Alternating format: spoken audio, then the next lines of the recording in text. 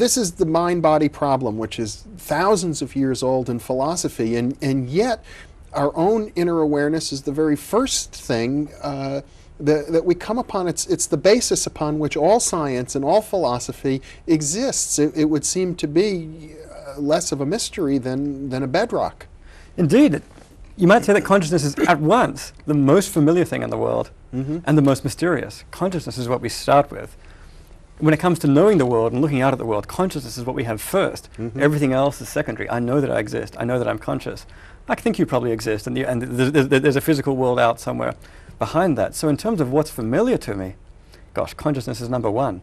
But then in terms of accommodating that within a scientific worldview, it's fascinating that we've actually turned out to make much more progress on understanding such distant phenomena as subatomic particles or distant stars, not to mention the phenomena of chemistry, of biology, and of life, than we have of understanding our own consciousness. It almost sticks out like a sore thumb in the scientific picture. How is it that all these physical processes in the world should be accompanied, but should be associated with conscious experiences? And that's a problem which science, despite the familiarity of the phenomenon, has been almost silent on. Well, to me, it's a paradox that you can't, to my way of thinking, you can't have science without consciousness, and yet scientists, many of whom would maintain that they can they expect that they could arrive at a pretty complete picture of the universe that doesn't involve consciousness. Right, indeed. So to do any consciousness, you've got to start, to do any science, you've got to start with the conscious mind. All the fundamental data we deal with are data of our experience. But it's interesting, science is so hooked on the idea of being, we're so hooked on the idea that to do proper science, you have to be objective. You have to eliminate anything subjective from the picture to build up a scientific framework. If every last remnant of consciousness, of subjective experience in those data gets eliminated, and we push our theory, you give a scientific theory, for example, of heat or of light, and you give a theory of these physical phenomena of molecules moving fast in a hot object. One gives a theory of everything, it seems, all the objective aspects of heat. One leaves out actually the very central subjective aspect of hotness. Science doesn't actually give a theory of the conscious feeling of hotness. So science is actually built up on the idea that one has to eradicate the subjective to give these objective theories. If so, then when it comes to that works for a lot of phenomena. When it comes to giving a theory of consciousness itself, which is the paradigmatically subjective phenomenon, it seems that it may be that the methods of science have to be expanded. Well, let's take this as an example, because almost every science student will learn that we have heat sensors that are part of our nervous system. They become activated. They send neural impulses up from the sensor along the nerves into the brain, and therefore we feel or perceive that heat. You're saying that doesn't really explain it. Well, I think that you can tell a nice scientific story about what happens when the stuff in the environment hits the heat sensors. It sends a story up the optic nerve, and something happens in the brain, and some neurons wiggle up there, and so on. And then you said the last step, and therefore we feel it. Now that's the interesting step. How does that happen? How do those neurons firing and wiggling away inside the brain suddenly give rise to this subjective experience of hotness, the feeling of heat? Nothing in the scientific story, it seems, tells you why that has to happen. How does the water of the brain turn into the wine of consciousness? As far as everything in the scientific story is concerned, consciousness might as well not be there, it seems, from the third-person point of view. We might as well just be giant, unconscious automata, zombies, functioning in the world, reacting to those heat sensors, giving little reports like, gosh, that's hot, reacting to it, sweating a little bit maybe and moving away. Why do we need conscious subjective experience in that picture? And classically, the mind-body problem is something like this. How do you take atoms and molecules and physical substances that possess no consciousness whatsoever, and from that derive consciousness? That's the classic problem, as I understand it. That's precisely it. How is it that all of this matter adds up to something as complex and as interesting and as unique somehow as consciousness? That works so well in so many other domains, the method of explanation by reduction, trying to explain, take a high-level phenomenon like life and reproduction and give an explanation of it in terms of low-level phenomena such as the molecular biology of DNA and how DNA transmits information, stores information, transmits it from one generation to the next, plays a role in the development of an organism. Eventually one gets a developing organism which grows and reproduces and adapts, and one gets a nice scientific explanation of life. That method works so well in so many domains. What's interesting is when it comes to applying that to consciousness, it seems to some extent we're banging our head against a brick wall. When it comes to some phenomena, such as the phenomena of explaining how it is, the objective phenomena of explaining how it is we react and we talk and we integrate information and so on, those problems, which I called earlier the easy problems, right? It seems that the kind of reductionist methods at least have some promise there. When it comes to the problem of explaining why all that physical stuff should be accompanied by a subjective experience, that seems as a different kind of question.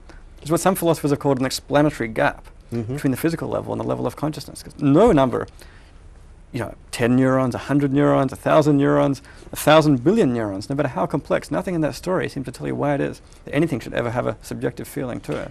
Well, of course, in recent decades, it seems as if there's been a big movement amongst the in philosophy, amongst the positivists and those who are students of, I believe it's Gilbert Ryle, when I was an undergraduate in college, we all read Gilbert Ryle, who pointed out to us that we had made a categorical mistake, that the problem of consciousness wasn't really a problem at all. It was a semantic problem, and if we'd only learn how to think about it differently, we would see that. They sort of have suggested that all of these centuries of agonizing about the problem was misguided.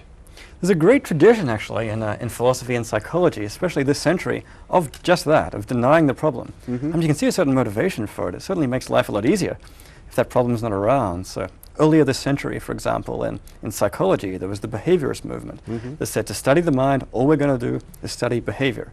All else is off limits. That allows the possibility, arguably, of an objective science of the mind, at cost, though, it seemed to many, of denying the most central phenomenon about the mind, the most central fact about the mind, which is that we are subjectively conscious. And psychology has gradually moved away from that.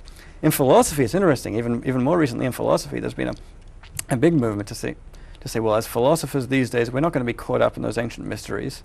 We're going to be scientific. We're going to try and adapt our philosophy to the scientific worldview, and therefore we're going to deny any of these interesting, mysterious questions, which seem to lead us into the trap of being unscientific somehow. So, the movement of logical positivism, for example, in the 1940s, and philosophical behaviorism in the 1950s and 1960s, there was a groundswell towards just saying, okay, there's no problem here, it's all just a big semantic confusion. What's interesting, though, is actually in more recent years, I think, especially over the last 5 or 10 years, people have begun to realize, well, we almost convinced ourselves that there was no problem. Life was beginning to look a lot simpler, but the more you think about it, you realize, gosh, the problem just hasn't gone away. It's like that, that nagging itch. Well, you can forget about for a while and it comes back. The leading proponent of reminding people that they haven't gotten rid of the problem. Some of the cognitive theorists have said, well, if we can solve all the little problems and then you add that all up, that's it, that's consciousness. That's right, but what's interesting actually is people don't talk about this stuff a whole lot, but it's interesting, when you actually press people on it, when you talk people about it, almost everybody knows that there's a big problem here that we haven't yet solved. People have different attitudes towards it. Some people say, well, gosh, we can't even begin to solve that one yet. We'll work on all these simpler problems first. Other people say, well, sure, there's a problem there, but it's not science anyway, gosh. I mean, it's subjective, it's not science, so we shouldn't need to worry about it. Some people deny there's a problem, but it's interesting that when I go around there, actually sometimes I do surveys, whether it's psychologists, neuroscientists, and philosophers.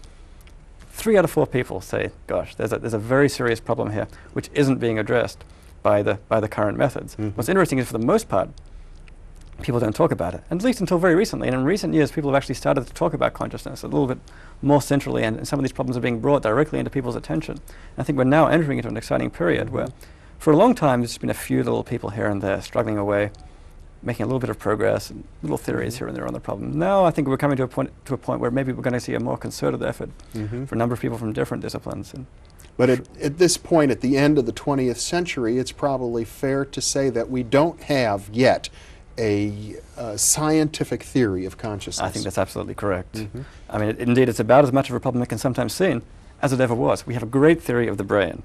Or we don't have a great theory of the brain, but we have a pretty good theory, pretty good beginning theory. We know about neurotransmission. How neurotransmission works, how the different areas of the brain interact with each other, and what area does what, and rough principles of information processing that tells us what's responsible for vision, for language, and so on. Nothing in that has yet given us much insight into why that should be accompanied by subjective experience. And the interesting question, of course, is what it is we have to do, what it is we have to add to a theory to get consciousness in there.